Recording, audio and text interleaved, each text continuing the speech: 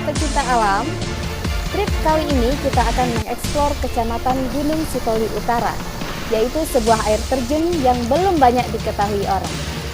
Air terjun dengan nama Bahonake terletak tidak jauh dari pinggir jalan.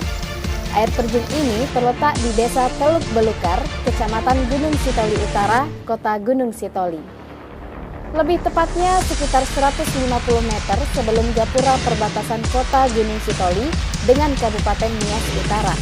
Ada simpang sebelah kiri, lalu masuk ke dalam sekitar 300 meter, dan sampai di rumah terakhir, parkirkan kendaraan Anda.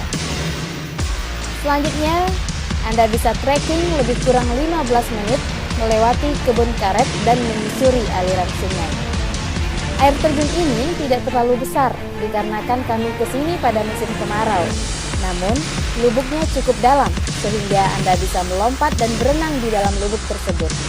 Dan kepada para pengunjung agar selalu menjaga kebersihan dan kesopanan.